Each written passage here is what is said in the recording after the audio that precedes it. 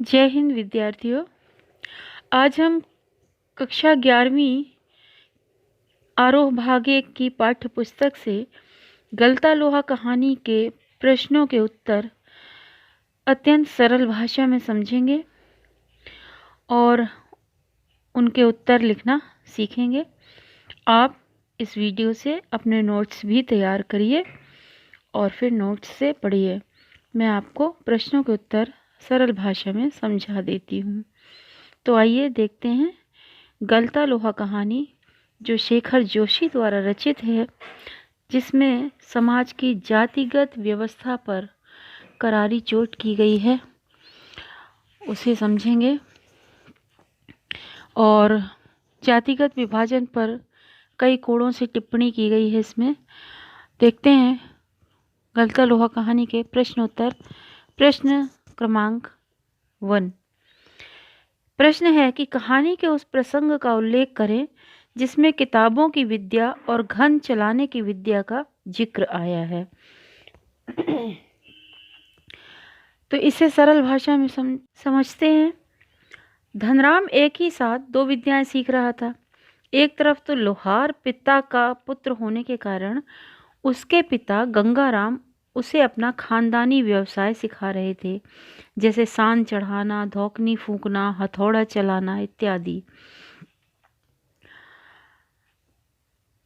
अगर धनराम से कोई गलती हो जाती थी तो उसके पिता उसकी छड़ी या हत्थे से पिटाई कर देते थे।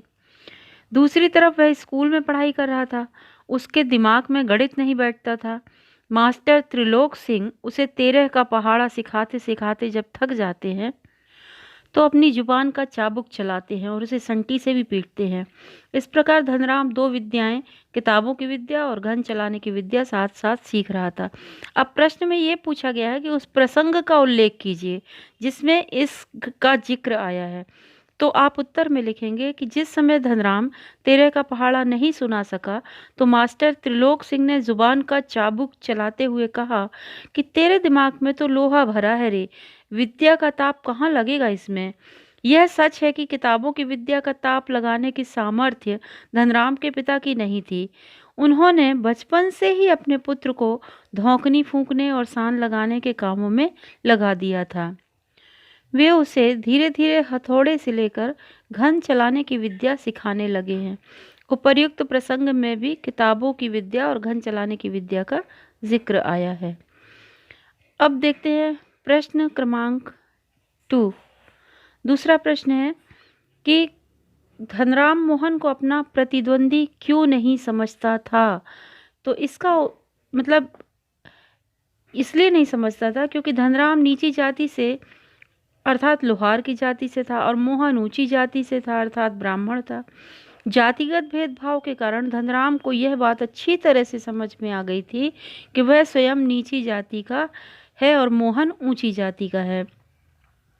मोहन पढ़ाई में भी बुद्धिमान था। उसकी प्रतिभा के कारण मास्टर त्रिलोक सिंह ने उसे कक्षा का मॉनिटर भी बना दिया था।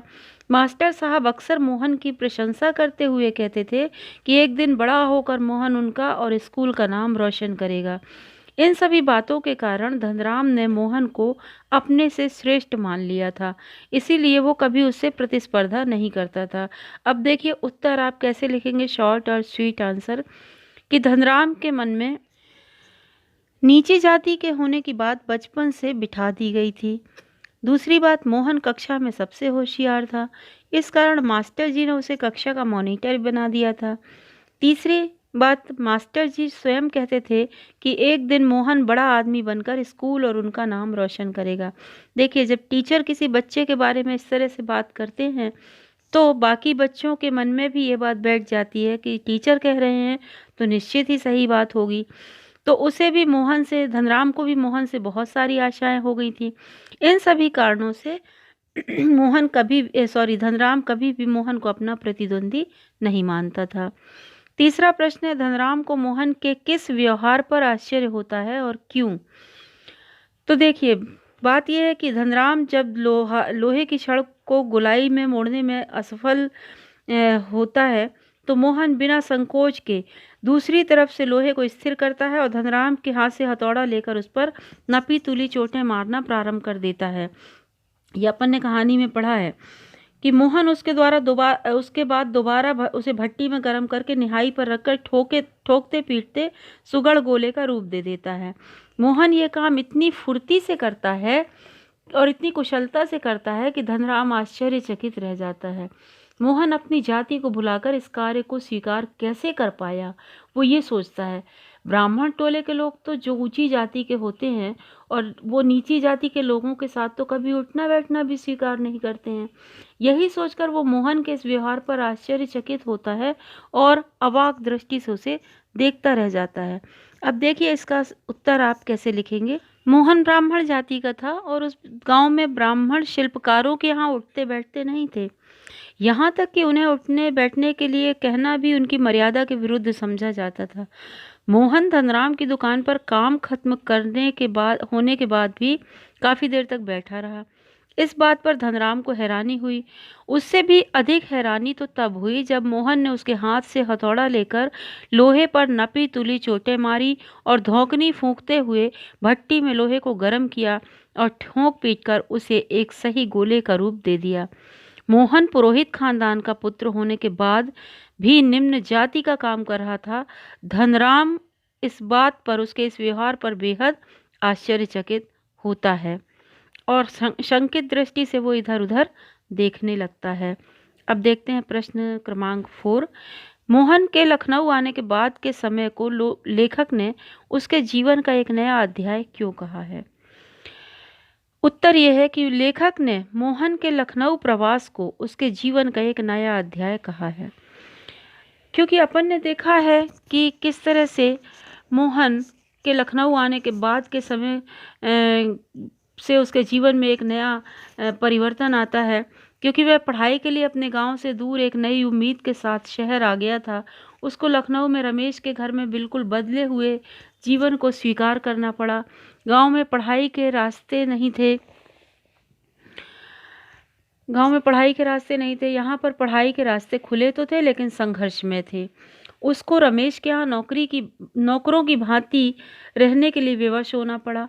जिस बालक के उज्जवल भविष्य की कल्पना की जा रही थी वह जीवन से ही कुंठित हो जाता है और स्वावलंबी बनने के लिए फैक्ट्रियों के चक्कर लगाने लगता है।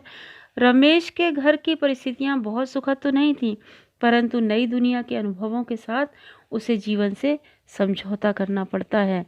तो इसका उत्तर आप ऐसे लिखेंगे। लेखक ने मोहन के लखनऊ प्रवास को उसके जीवन का नया अध्याय कहा है।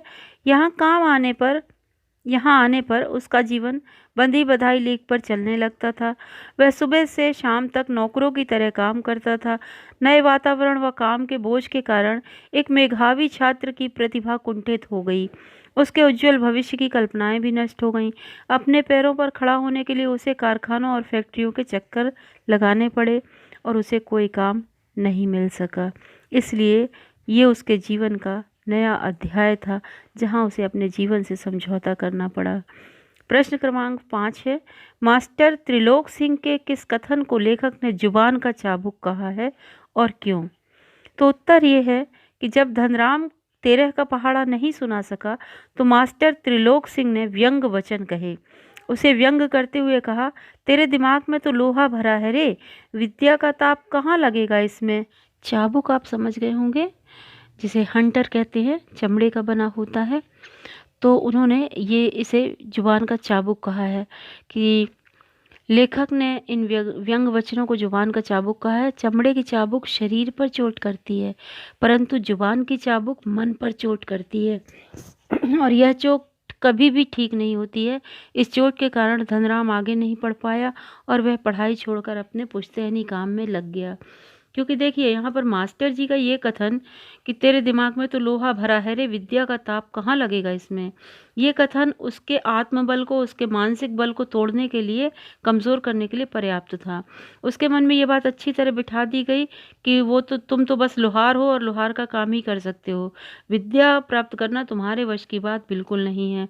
इसलिए मास्टर जी ने त्रिलोक सिंह के इस कथन को जुबान का चाबुक कहा है। अगला प्रश्न देखते हैं। बिरादरी का यही सहारा होता है, इसमें 4 प्रश्न दिए हुए हैं। किसने किससे कहा, किस प्रसंग में कहा, किस आशय से कहा, क्या कहानी में ये आशय स्पष्ट हुआ है। तो पहला प्रश्न देखते हैं, शॉर्ट स्वीट आंसर लिखना है आपको। किसने किससे कहा, ये कथन मोहन के पिता वंशीधर तिवारी ने अपनी बिरादरी के एक संपन्न युवक रमेश से कहा, जो लखनऊ से गांव आया हुआ था। दूसरा है, किस प्रसंग में कहा। तो प्रसंग ये है कि जब वंशीधर ने मोहन की पढ़ाई के बारे में चिंता व्यक्त की तो रमेश ने उससे सहानुभूति जताई और उन्हें सुझाव दिया कि वे मोहन को उसके साथ ही लखनऊ भेज दें, ताकि वह शहर में जाकर और अच्छी तरह अच्छे स्कूल में पढ़ लेगा और उसका भविष्य बन जाएगा। तो रमेश की ये बातें सुनकर वंशीधर तिवारी प्रसन्न हो गए। उन्हें मानो कि साक्षात भगवान मिल गए और उन्होंने अपनी कृतज्ञता व्यक्त करने के लिए ये कहा। तीसरा प्रश्न भी यही है कि ये कथन रमेश के प्रति कृतज्ञता व्यक्त करने के लिए कहा गया है। बिरादरी के लोग ही एक दूसरे की मदद करते हैं। इसका चौथा प्रश्न था, ये कहानी में ये आशय स्पष्ट हुआ है क्या वास्तव में। तो कहानी में ये आशय स्पष्ट नहीं हुआ है। रमेश अपने वादे को पूरा नहीं कर पाया। वह मोहन को घरेलू नौकर से अधिक कुछ नहीं समझता था। उसने व उसके परिवार ने मोहन का खूब शोषण किया और एक प्रतिभाशाली विद्यार्थी का भविष्य चौपट कर दिया। अंत में उसे बेरोजगार बनाकर वापस घर भेज दिया। तो कहाँ सहारा रहा बिरादरी का। तो इस तरह से कहानी में ये आशय तो स्पष्ट हुआ ही नहीं है, क्योंकि पढ़ाई की फीस और रोटी के बदले में रमेश को यहाँ नौकर बनकर रहना पड़ा था। इसके बाद अगला प्रश्न है, उसकी आंखों में एक सर्जक की चमक थी। कहानी का ये वाक्य पिछले प्रश्न की तरह इसमें भी 3 प्रश्न दिए हुए हैं कि कहानी का ये वाक्य किसके लिए कहा गया है, किस प्रसंग में कहा गया है और यह पात्र विशेष की किन चारित्रिक पहलुओं को उजागर करता है। तो पहला प्रश्न देखते हैं कि उसकी आंखों में एक सर्जक की चमक थी, किसके लिए कहा गया है। तो ये अपन जानते हैं कि ये वाक्य मोहन के लिए कहा गया है। और दूसरा प्रश्न है कि किस प्रसंग में कहा गया है। तो मोहन धनराम की दुकान पर हंसुए में धार लगवाने आता है। काम पूरा हो जाने के बाद भी वो वहीं बैठा रहता है। धनराम की एक मोटी लोहे की छड़ को गर्म करके उसका गोल घेरा बनाने का धनराम प्रयास कर रहा था, परंतु सफल नहीं हो पा रहा था। मोहन ने अपनी जाति की परवाह न करते हुए हथौड़े से नपी तुली चोट मारकर और धौंकनी से फूंककर लोहे को गर्म करके उसे सुगड़ गोले का रूप दे दिया। अपने सधे हुए अभ्यस्त हाथों का कमाल के उपरांत उसकी आंखों में एक सर्जक की चमक थी, जैसे कि उसने कोई सृजन किया। सर्जक यानी सृजन करने वाला। तो इस तरह से अपनी सफलता पर उसकी आंखों में एक चमक आ गई। तीसरा प्रश्न था कि यह पात्र विशेष के किन पहलुओं को उजागर करता है। पात्र विशेष मतलब मोहन। ये मोहन के चारित्रिक पहलुओं को उजागर करता है कि वो जाति निरपेक्ष व्यवहार को उसके बताता है कि वह पुरोहित का पुत्र होने के बाद भी अपने बाल सखा धनराम के ऑफर पर काम करता है। यह कार्य उसकी बेरोजगारी की दशा को भी व्यक्त करता है। वह अपने मित्र से काम ना होता देखकर उसकी मदद के लिए हाथ बढ़ा देता है और उस काम को पूरा कर देता है। उसके अंदर किसी भी कार्य को करने का साहस और स्वीकारोक्ति की भावना है। वह ऊंच नीच के जातिगत भेदभाव से मुक्त है। आप लिख सकते हैं ये सब। इसलिए उसने लोहार जैसे निम्न माने जाने वाले कार्य को भी सीखा और उसने जाति को महत्व न देकर कार्य को महत्व दिया। तो ये जातिगत भाईचारा नहीं बल्कि मेहनतकश लोगों का भाईचारा का भाव दर्शाता है। तो ये था प्रश्न। और अगला प्रश्न देखते हैं कि गांव और शहर दोनों जगहों पर चलने वाले मोहन के जीवन संघर्ष में क्या फ़र्क है, चर्चा करें और लिखें। देखिए, अपन ने देखा था कि मोहन का जीवन संघर्षों से भरा हुआ था। गांव में उसे साधनहीनता और प्राकृतिक बाधाओं का, नदी की बाढ़ का संघर्ष झेलना पड़ा। अपने घर के आसपास विद्यालय न होने के कारण उसे 2 मील की ऊंचाई चढ़कर नदी को पार करके अपनी पढ़ाई करनी पड़ रही थी। शहर में इस प्रकार की बाधा तो नहीं थी, लेकिन संघर्ष और कठिनाइयाँ उसे वहाँ ज़्यादा झेलनी पड़ी। रमेश बाबू के यहाँ उसे दिन भर नौकर की तरह काम करना पड़ता था। उसे हर परिस्थितियों से समझौता करना पड़ रहा था। जिस पढ़ाई की उम्मीद को लेकर वो गांव से शहर आया था, वहाँ तो उसे मिली नहीं। पढ़ाई के नाम पर साधारण सी स्कूल में 8वीं तक ही पढ़ाई कर सका। उसके बाद उसका जो प्रतिभा थी वो नष्ट हो गई। तो उत्तर आप ऐसे लिखेंगे कि मोहन को गांव व शहर दोनों जगह संघर्ष करना पड़ा। गांव में उसे परिस्थिति जन्य संघर्ष करना पड़ा। वह प्रतिभाशाली था, स्कूल में उसका सम्मान उससे ज़्यादा था, मतलब सबसे ज़्यादा सम्मान था, परंतु उसे 4 मील दूर स्कूल जाना पड़ता था। उसे नदी भी पार करनी पड़ती थी। बाढ़ की में उसे दूसरे गांव में यजमान के घर रहना पड़ता था। घर में आर्थिक तंगी थी। शहर में वह घरेलू नौकर की तरह रहता था। साधारण स्कूल के लिए भी उसे पढ़ने का समय नहीं दिया जाता था और वह पिछड़ता गया और अंत में उसका एक मेधावी छात्र होते हुए भी उसका भविष्य, उज्जवल भविष्य अंधकार में हो गया।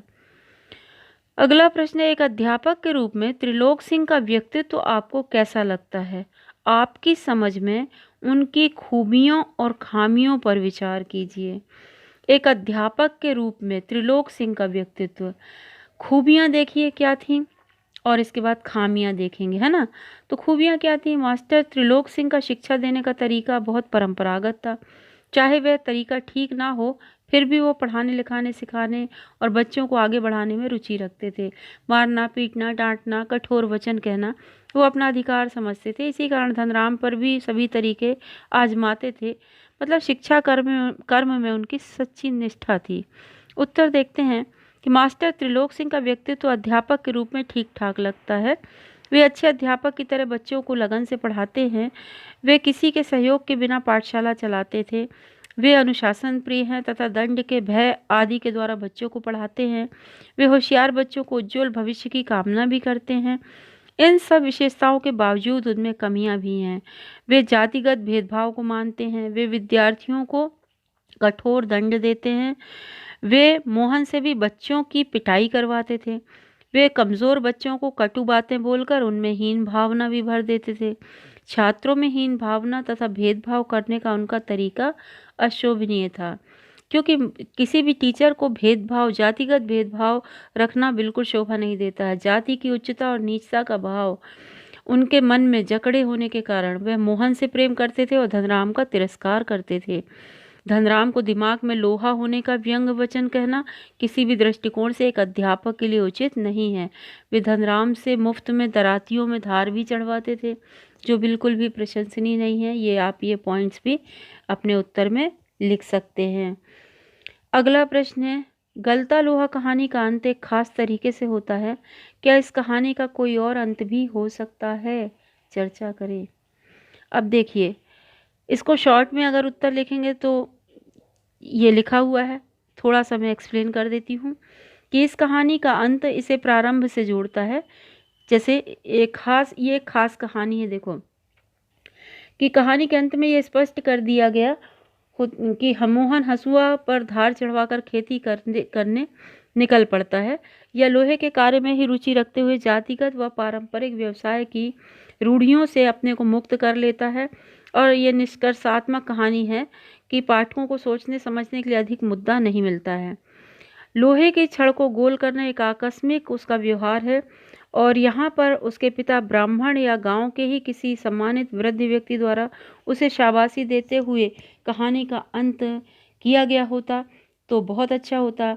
शायद कहानी का संदेश भी और भी अच्छा हो सकता था कि गांव के और भी लोगों के विचार बदल रहे हैं और जातिगत जो भेदभाव है वो कम हो रहा है। तो आप उत्तर ये भी लिख सकते हैं, इसमें ऐड कर सकते हैं कि कहानी के अंत में से स्पष्ट नहीं होता कि मोहन ने लोहार का काम स्थायी तौर पर किया है या नहीं। और अंत ये भी हो सकता था कि शहर से लौटकर हाथ का काम करता है। मोहन को बेरोजगार देखकर धनराम व्यंग वचन कहता है या मोहन के माता पिता द्वारा रमेश से झगड़ा किया जाता है। इस तरह का अंत भी हो सकता था, लेकिन बेटर अंत यही होता कि यहाँ उसके पिता या ब्राह्मणों द्वारा या गांव के किसी अन्य सम्मानित वृद्ध व्यक्ति द्वारा उसे शाबाशी देते हुए ये कहना कि ये काम तुमने बहुत अच्छा किया।